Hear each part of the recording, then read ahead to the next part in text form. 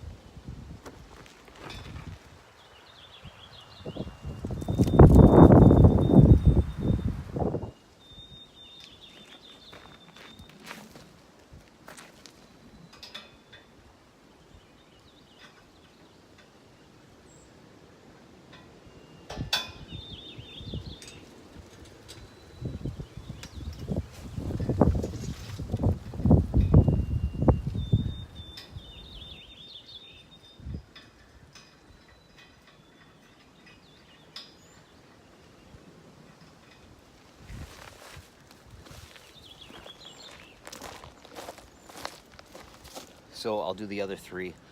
This one over here, he welded it on an angle, so I'm gonna have to beat that with my hammer to bend it back a little bit. But once I get that done, that'll connect pretty quickly. And those are a little bit longer because I needed a little more play in it. So when I start dragging with that, I'll see if that's enough. Otherwise, I could always add, you know, 2 of those or whatever I need for to get the right amount of play. So I'll hook this up and we'll go drag that. All right. So hitting with the hammer didn't work.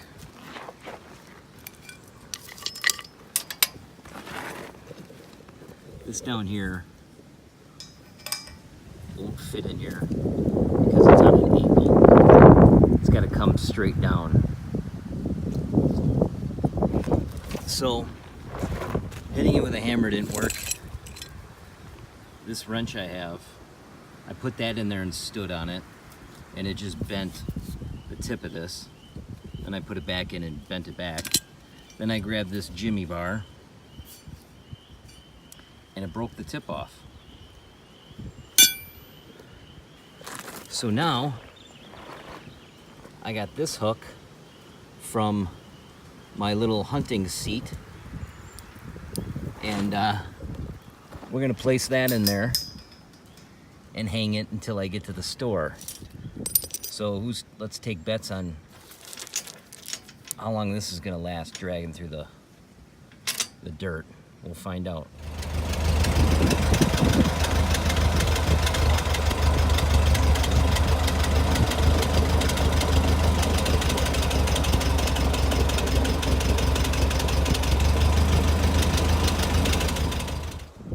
All right, now we're back at dragging this. I had to get that porcupine out of the yard.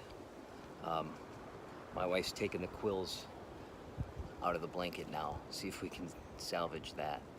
That's kind of the dog's blanket, lay on the ground and whatnot. But we released him back in the wild. I know a lot of people I know would have just shot the thing, but I don't like doing that. I like wildlife and stuff and seeing that sort of thing.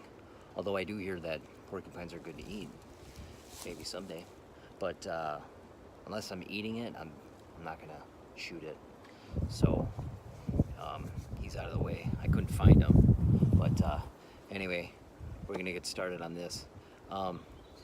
So what I keep talking about with these chains and lengthening them, once you drop the 3-point, you don't want to drop it all the way to the ground because the ground, you know, is undulating or whatever, and the framework will be hitting the higher spots. So you kind of got to set it not too low, not too high, where the drag is moving with the ground, or the drag is moving with the ground. So you got to set that framework the right height. You have to adjust the 3-point just right. And the longer the chain is, as long as you can still pick it up off the ground, the better, because then it's not so critical where you set the 3-point. While I'm talking about this, some people might want to do these food plots and buy a 4-wheeler. And you know, 4-wheelers are great for driving around, obviously, and they're very useful. I have a 4-wheeler, but as soon as I got this tractor, these tractors are way better than a 4-wheeler. You can do way more stuff as far as work with them. And if you get a tractor, get yourself one with a 3-point. I think you'll be way more ahead, you know, well ahead with that. I know some of the John Deeres and Internationals and Farmall, the older ones, don't have a 3-point. These Fords all do. This wasn't very expensive. This tractor was $3,500. It was restored. There's battle lines being drawn. Nobody's right if everybody's wrong. Young people speaking their minds, getting so much resistance from behind. Hey, we stop, Lord, what's that sound? Everybody look what's going down. You don't see it, and it works great. I've had it for a year now, and I can pull giant logs out, 20-foot logs, and skid them out. You can't do that kind of stuff with a 4-wheeler. I mean, you're going to work your 4-wheeler too much. They're just not made for it. And doing these food plots, you can turn this tractor around pretty quick. So, you know, if you're on the fence between a 4-wheeler and a tractor or whatever, you know, get yourself one of these tractors, $3,500. I don't know what a new 4-wheeler is. Aren't they like $8,000 or something? Buy a used 4-wheeler to do your trail riding. Here, I can't even trail ride on a 4-wheeler. I can go on the road. It's a dirt road out here. But a lot of this public stuff has gates, and you can't get in there. They don't allow motorized vehicles.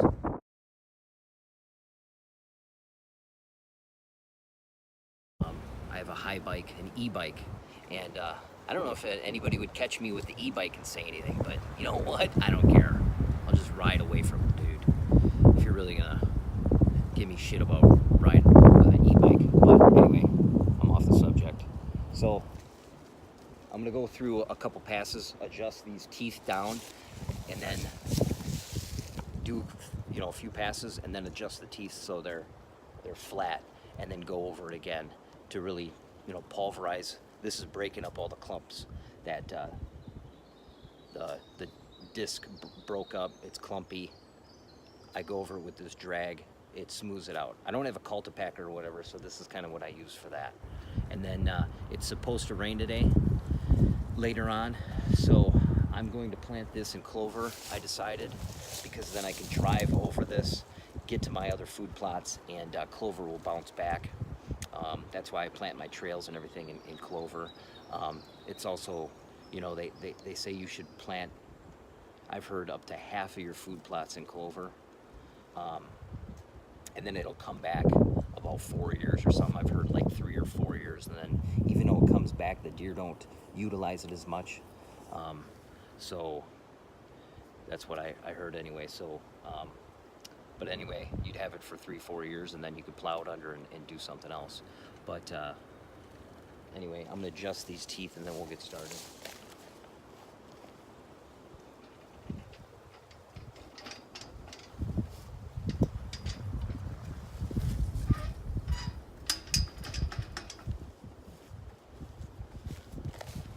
So they're pointing down right now. A few passes, adjust them again. A few more passes, hopefully it'll be all good. Well, a couple more things about the tractor. This thing can get through a lot of stuff. It's 2-wheel drive, but I mean, I've had it through almost 2 feet of snow this winter. I have chains for it, but you know, it can plow through a lot. A 4-wheeler would high end. You'd get that pack underneath the middle of your 4-wheeler, and all your tires would be spinning. They'd be off the ground. Because I've done that a bunch of times, but and through mud and everything, this will go right through way more mud than a four-wheeler will.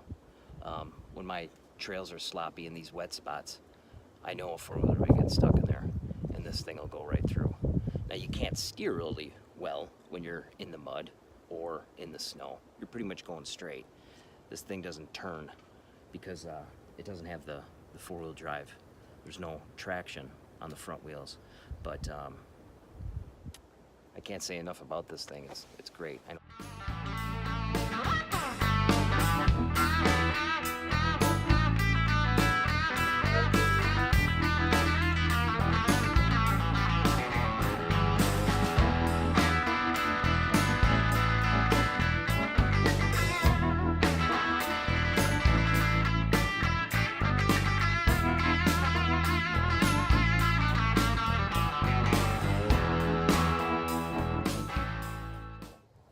Probably about 45 minutes. We'll go take a look at it now, and my little fix worked. So we'll check that out. See how it. Yeah. Oh, it did. Didn't fall off, so that was good. Okay, it was about to fall off. Either way, it did its job. So let's go take a look at this. Actually, I think what I'm gonna do, my wife doesn't get to drive the tractor very often, so I think I'll have her come and make some passes, get some time in the seat, see if she's up for that, and then we can break this down just a little bit more. I think I'm gonna hit it, the tractor rest, and hopefully she'll come and want to drive it for a while. So we'll do that first.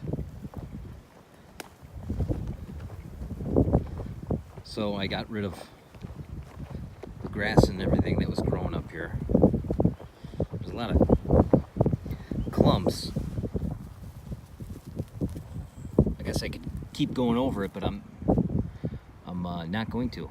I'm gonna call it good, and I'm gonna plant on this. So I'm just gonna broadcast it, and hopefully it rains like it says it's going to.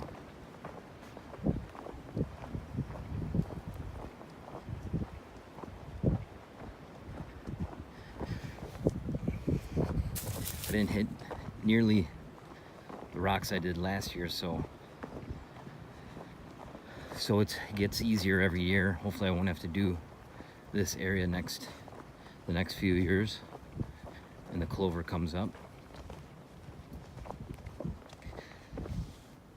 There's a lot of these rooty clumps.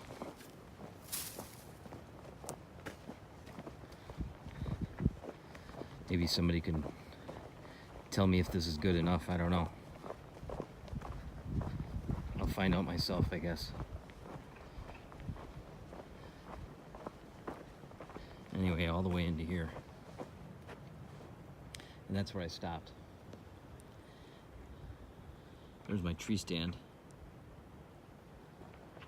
And the little orchard is right across there, so right here is a 33-yard shot. That's why I kind of like that spot. If a deer came in this food plot and the wind was, going away from them, and I was in that stand, they would feel pretty secure, I would think. They wouldn't feel like any danger's coming from across the pond. And that's a tamarack tree that'll get needles here pretty soon and keep you covered. So I'm gonna leave it next year and see what happens. All right, I think I'm gonna go to town and get some clover seed. Put this down.